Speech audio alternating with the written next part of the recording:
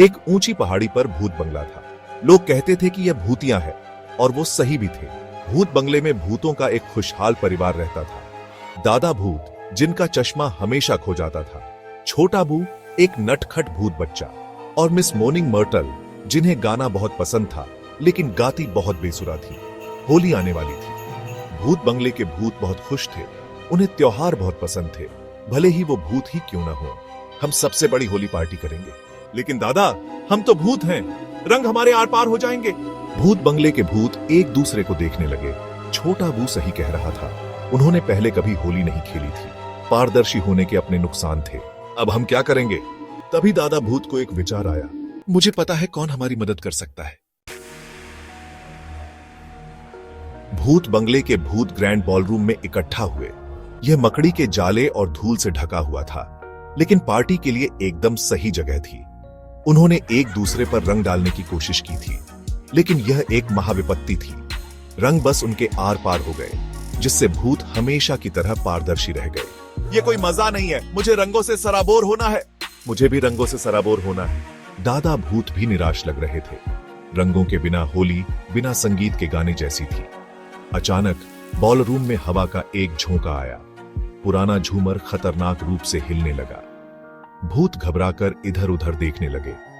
कमरे के बीच में एक आकृति हरे धुएं में घिरी हुई दिखाई देने लगी। डरो मत मेरे प्यारे भूतों, मैं यहाँ तुम्हारी मदद करने आई हूँ। धुआं साफ हुआ तो एक नुकीली टोपी वाली छोटी बूढ़ी औरत दिखाई दी। उसकी नाक लंबी और टेढ़ी थी और उसकी आंखें शरारत से चमक रही थीं। यह फुसफुसाते जंगल की चुड़ैल थी, जो अपनी जादुई औषधि और पार्टियों के प्रति अपने प्रेम के लिए जानी जाती थी। एक चुड़ैल! मैं हमेशा से एक असली चुड़ैल से मिलना चाहता था। मिस मोर्निंग मर्टल ने एक पल के लिए विलाप करना बंद कर दिया और डर और आकर्षण के मिश्रण से चुड़ैल को देखा।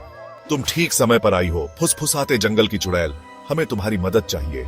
फुसफुसाते जंगल की चुड़ैल ने ध्यान से सुना जब भूतों ने अपनी समस्या बताई। वह हंसी, उसकी आंखें चमक उठी। पारदर्शी हो, है ना? कोई बात नहीं, मेरे पास इसका इलाज है। उसने अपने बैग में हाथ डाला और एक कढ़ाई निकाली। यह बुदबुदा रही थी और उसमें से रंगीन धुआं निकल रहा था। कढ़ाई में उबाल आ रहा था और फुफकारने की आवाज आ रही थी। फुसफुसाते जंगल की चुड़ैल अजीबोगरीब शब्दों का जाप कर रही थी। उसकी आवाज पुराने बॉलरूम में गूंज रही थी। उसने उसमें अजीबोगरीब चीजें डाली। एक चुटकी स्टारडस्ट, एक बूंद इंद्रधनुष और एक हंसते हुए कूकाबुरा का पंख। कमरा एक मीठी जादुई खुशबू से भर गया। अंत में उसने अपनी टेढ़ी छड़ी से औषधि को हिलाया। यह इंद्रधनुष के सभी रंगों को लेकर झिलमिलाने और चमकने लगी।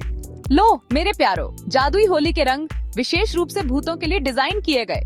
भूत बंगले के भूत हांफने लगे। कढ़ाई में रंग घूम रहे थे और नाच रहे थे मानो जादू से जीवित हो। उन्होंने इतना जीवंत, इतना मनमोहक कुछ कभी नहीं देखा था। क्या यह सचमुच काम करेगा? बस इसे आजमा कर देखो। गांव में दोस्तों का एक समूह अपनी होली की तैयारी कर रहा था। चलो पुराने भूत बंगले चलते हैं, सबसे बहादुर राजू ने सुझाव दिया। कहते हैं कि यह भूतिया है। बाकी दोस्त प्रिया, अमित और माया झिझक रहे थे, लेकिन राजू का उत्साह संक्रामक था। चलो, यह एक रोमांच होगा, उसने आग्रह किया। और इसलिए रंगों और अपने साहस से लैस होकर चारों दोस्त पहाड़ी पर स्थित हवेली की ओर चल पड़े। जैसे ही वे भूत बंगले के पास पहुंचे, दोस्तों ने अपनी रीढ़ की हड्डी में एक कंपकंपी महसूस की। पुरानी हवेली उन पर मंडरा रही थी। उसकी खिड़कियां चौकस आंखों की तरह थीं। क्या तुम्हें इसके बारे में पक्का यकीन है राजू? प्रिया ने फुसफुसाते हुए अमित का हाथ पकड़ लिया। बिल्कुल, चलो चलते हैं। दोस्त भूत बंगले के चरमराते फाटकों से रेंगते हुए अंदर गए। बगीचा भरा हुआ था, जिसमें अजीबोगरीब पौधे और फूल थे जो उन्होंने पहले कभी नहीं देखे थे। हवा प्रत्याशा से भरी हुई थी। अचानक उन्होंने हंसी की चीख सुनी। वह क्या था? माया हांफने लगी। उसकी आंखें डर से चौड़ी हो गई। उन्होंने सावधानी से एक खिड़की से झांका। अंदर भूत बंगले के भूतिया निवासी बहुत अच्छा समय बिता रहे थे। वे चमकीले रंगों से ढके हुए थे, हंस रहे थे और नाच रहे थे। जादुई रंग झिलमिला रहे थे और चमक रहे थे, जिससे भूत और भी अलौकिक लग रहे थे। उन्हें जो नजारा दिखाई दिया वह इतना अप्रत्याशित, इतना काल्पनिक था कि दोस्त अपना डर भूल गए। वे मंत्रमुग्ध होकर खड़े हो गए। भूतों को होली के आनंद में मस्त देख रहे थे। यह आश्चर्यजनक है, अमित ने फुसफुसाते हुए कहा। उसकी आंखें उनके सामने हो रहे तमाशे से चिपकी हुई थीं। छोटा बू ने सबसे पहले खिड़की से झांकते हुए 4 चेहरों को देखा। वह बीच में ही हंसना बंद कर दिया। उसकी भूतियां उंगली इशारा कर रही थी। देखो इंसान, उसने कहा। बाकी भूत मुड़कर देखने लगे।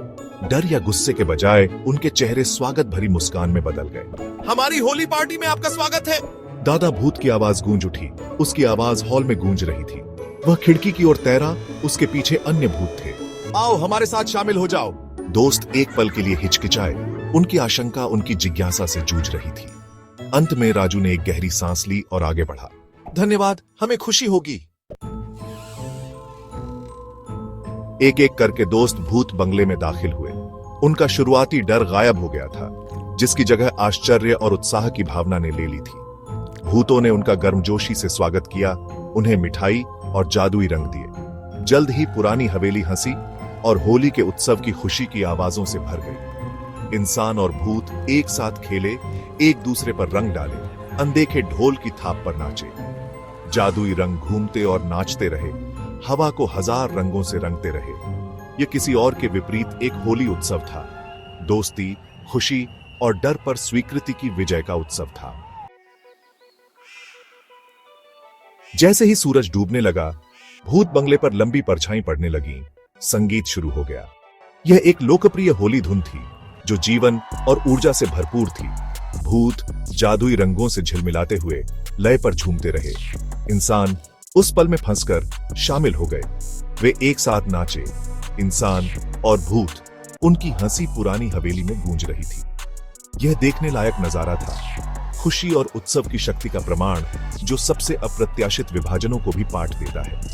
जैसे ही संगीत के अंतिम स्वर फीके पड़ गए, समूह पर एक सुखदायक सन्नाटा छा गया। उन्होंने कुछ खास, कुछ जादुई साझा किया था। भूत बंगले के भूत अब सिर्फ डरावनी कहानियां नहीं थे, वे दोस्त थे, और यह वे जानते थे, एक खूबसूरत बंधन की शुरुआत थी।